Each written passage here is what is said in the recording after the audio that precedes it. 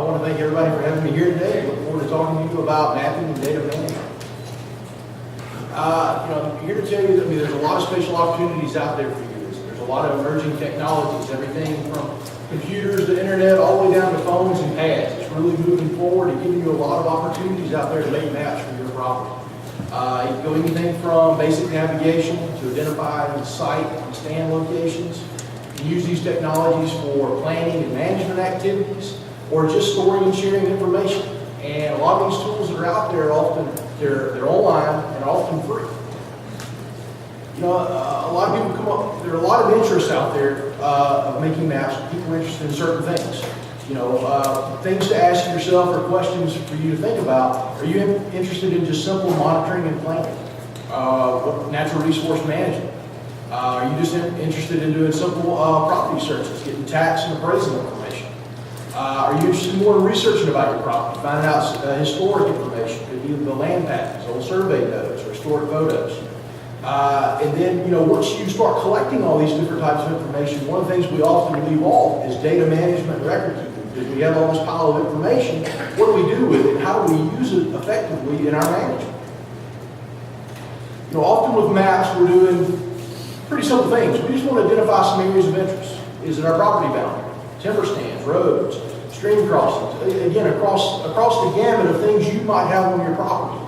These are things you might be interested in putting on the map to be able to show somebody, hey, this is my property. This is what we're doing here. It's also a great way to be able to share information and start good discussions about management and what you hope to accomplish on your individual property. Thinking about basic maps. I think any private landowner that's doing some type of management on their property, they need some basic maps. They need some stand maps, where the stands are. They need aerial photography as a background so you can see what's out there. They need topographic information to see sort of what the lay of the land is, and soil information, find out what the productivity of the site is. And that's what we want to bring you, those types of maps at the least. Going beyond that, you can pull from the internet, there are ways you can pull down information about parcel data and tax information for your individual property or another property you might be interested in purchasing. There's some good resources out there if you're interested in historic photos. You can even create a timeline looking at your property across time. Some of the photos that the archives will talk about go back to the 30s. There's also a new tool that we're going to highlight real quickly. Is about land patent and surveyor notes. So the Bureau of Land Management, they've got an archive out there where you can actually pull up information when the government actually transferred lands to private landowners. The original patent. That's sort of an example showing down here. I think that one's from the 1840s. So it's a pretty cool tool. Every time we get into mapping, people say, well, I'm interested, John, but I'm always afraid it's going to be too complicated or too technical.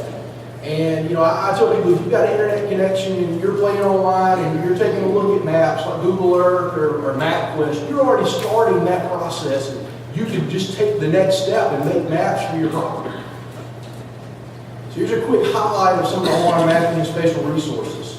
As they point out in my introduction, from working with landowners on the Longleaf mapping project, a lot of landowners I talk to is mention geographical information systems or mapping. It's sort of glazed over.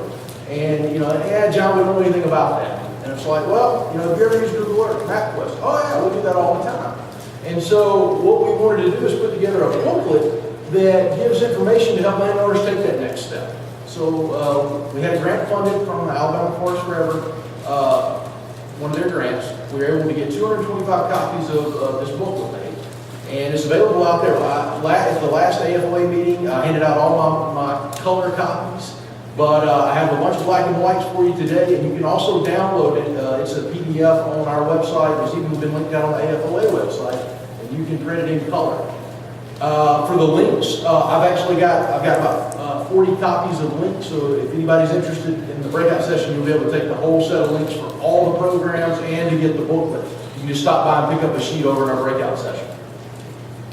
I guess to give it in a nutshell, what the booklet's designed for is to help private landowners and conservation professionals, whoever's interested in making maps, be able to sit down and go through some steps for an example, or to make these maps, and then you can use the same steps to make maps for a property of your own. And so the booklet's got tutorial information about how to make maps, acquire spatial data, and again, store that for some area of interest, like your property. The focus on the booklet is stand maps, air photography, topographic soil information. Again, those key maps that I think every landowner needs. There are 5 sections, and each section, again, will walk you through the tutorials, keywords, and information, and step by step how to get these processes done. Section 1 is the USDA NRCS Web Soil Survey.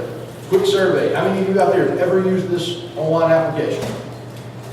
We need a lot of people coming to breakout sessions. I'll show you, this is a great tool. It's an online application. You don't have to download anything. You just pull it up. You're able to locate a piece of property or area of interest. A lot of cool ways you can search. You can just scroll, zoom down and find it. You can search by your address, by coordinates. Wide variety of ways to do it. Once you do that, you create either a boundary of your actual stand or property, or you can just highlight a big area. You can get 2,000 acres if you want in one couple of clicks. And so once you do that, you can display, it'll display the soils information from the soil survey. You can put aerial photography behind it. You can put topographic layers behind it. Again, it's a one-stop shop to get all those maps. Really great tool. Not only can you print maps, but you can also save them as a PDF or a form that you can then store on your computer or email to a friend or associate. It's a really great tool. This is an example of a map that can be produced. Really professional map. It's got a north arrow, scale bar, all the things you would want, and it's got your soils information. So again, a really cool tool that's out there. And in the breakout, we'll actually go through step by step how to get these maps. So the next one, we'll go through the 5 sections of the booklet. How many of you have ever used Google Earth? We really picked up a lot of people. Now, quick question. Of the ones, how many of you have ever stored a point, line, or polygon in Google Earth with some information on the ground? We dropped off a lot of hands. And that's what I'm here to tell you. That's what the booklet's for, is to take you that next step. You can outline your property, create a boundary, and even type in information. It could be down to a timber stand. You know, you clear cut it in 99, you planted it in 2000, you know, these are all operations you've done since. And it's stored there. And then you can email it to somebody. So again, take that next step. This is a little bit more in depth than the Web Soil Survey. You do have to download the program, but it looks like most of you already have it. So you're already ready to start working. Gives you the ability to locate a piece of property, but I think the more key thing is it gives you the ability to store that location and description information about something, a road, a stand, a shooting house, whatever you want. You can also create maps. And so I think this whole combination gives a lot of opportunities for improved communication. To be able to transfer this information and talk about things on the ground because it's there. Again, you could even sit down if you wanted to for your property, you could build somewhat of a pseudo database. And so this is an example of just a few things we highlight. You can highlight stands with points, put it in the middle and say this is it. You can put boundaries out there for operations you've done. You could even, if you wanted to figure out if you're going to burn, I know there's a burning breakout, you can even look where you might put your lines as you lay out your ignition pattern. There's a lot of things you can do. These are just the tips of the iceberg. Taking the next step, there seems to be a lot of interest out there for landowners to take a look back in time as far as aerial photography is concerned. Be able to see what your property looked like, maybe when it was purchased by your family or even before. And the Alabama Historic Aerial Photo Archive is a great resource. It's hosted by the University of Alabama. And again, I can't say enough good things about it. It's an online application. Again, nothing you have to download. You're able to view historic aerial photographs. Again, this is a picture of our example stand going back to 1939. And so if you find a photo you like, you can email them and request it, and you can get an actual copy on a CD for you to pull up for your property.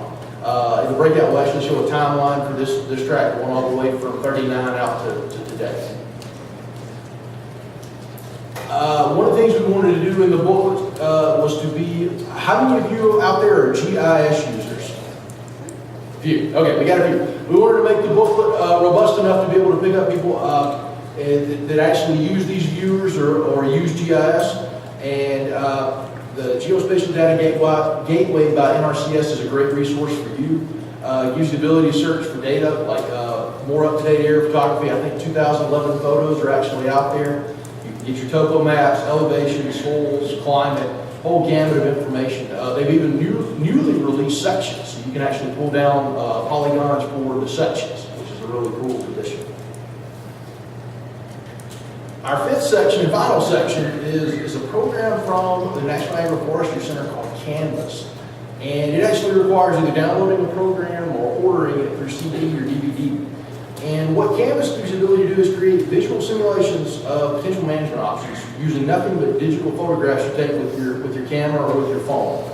And there's a lot of it sounds like it's overwhelming, but it's really not that hard. And they have a lot of tools out there and help menus to help you get over the hump. Just an example, if you took a picture of a stand you were interested in cutting, you could actually go out there and pull a few trees out, pull them out, and take a look at what it might look after you thin. And so a lot of people sort of skip over this simulation thing, but there's a lot of cool things you can do, again, with nothing but a digital photo and a free program. So think about it. The booklet is just really a beginning. As far as there's a lot of options out there. You probably know of options we haven't even started talking about today. There's a GPS visualizer out there. We're going to highlight in the breakout session. Another great tool that allows you to do a lot of things. If you're using your GPS, DNR Garmin or DNR GPS is a great program out there. There's a tool out of Georgia called Forest Assist where you can actually profile your land. And a lot of great things built in, connecting to conservation professionals on the ground. And that's just, again, you can sit down with your favorite search engine and start looking for the things you're interested in, and there's bound to be a lot more tools out there, so don't just stop with this. Did want to highlight a few things that have come up lately in information. This has been out there for a while. How many of you have ever been to the Alabama Assessor and Property Tax Directory? Few. This is a great thing. This is a directory that is out there that what it does, it takes you to every tax assessor office in the state. And, when you pull up, this is an example for Lee County, you're able to pull up property tax assessment and real property appraisal. You can get your current estate tax information, and you can even pay your property tax online if you want to. But the key thing we're going to talk about is the property maps. There's an actual GIS system out there that you link into. You have to download a little something, but you can actually pull up your parcel data. And so you type in your last name or your address. Again, most counties are up, maybe not all for the state. There's a few I think that are still coming online. I know Covington County just came online not too long ago. But again, the system's out there. You can either do it tabular and pull up your information, find out information about properties, or an area that you're interested in purchasing maybe. Great way to take a look. You can also make maps from here. You can put an aerial photo behind it, print out a nice map. Even take it a step farther, you can actually put a buffer around your property and find out how many landowners are within 2 miles of you, something like that. If you're doing, prescribed burn planning or something like that, it'd be a great tool. Another new tool that just came out is with the Department of Interior Bureau of Land Management, General Land Records, or Office Records. Ooh, that's a mouthful. It's an online application, and what it does, it gives you the ability to actually search out land patents. And so you can find out, again, when your property was transferred from the government to whoever bought it as the first private landowner, maybe it was somebody in your family, and print out the original document. And so they put a new search by location tool in there. And so I went in and pulled up for roughly this area, maybe a little bit east of it, but just pulled up a township in Opelika. And what it does, it generates a list of all the original land patents from the 1800s. And they've actually got them all scanned in. And so this one comes up, was actually signed by President Tyler in the early 1800s. And so if you're interested in seeing how that land changed hands, you can take a look at it. I've got some examples in the breakout session. Again, one of the things that comes up quite a bit is, okay, we've got all this data, what do we do with it? And, I want to say data management record keeping can be really overwhelming. It's definitely time consuming. And, my suggestion is spend time early in the process will really help you in the long run because it's going to tend towards disorder. But it gives you the ability, with collecting all this information about your property, all these maps, putting all these things down in a digital form, gives you the ability to plan for the future. And so, some of the things, and this is what we'll talk about in the breakout session, you think about what your information needs are. What kind of questions are you interested in answering? What kind of file types do you need? What kind of conversions are you going to need to make it actually all work for you? And that can be where the big complication is. Other thing is think about organization, because are you doing paper storage? Are you going to convert to digital? These are things you need to think about as you go forward in this the age of technology.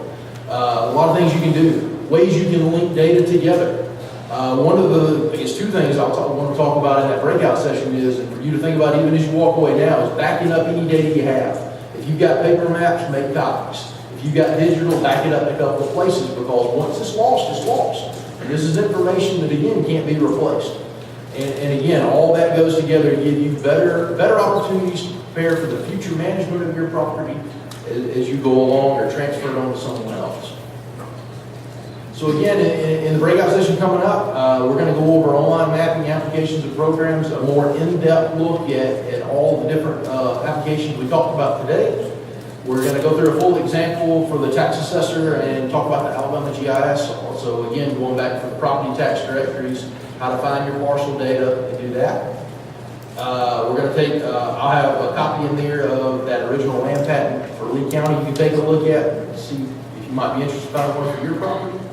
And we'll do a little bit more of an in-depth talk about data management and how to handle all this information you're bringing in.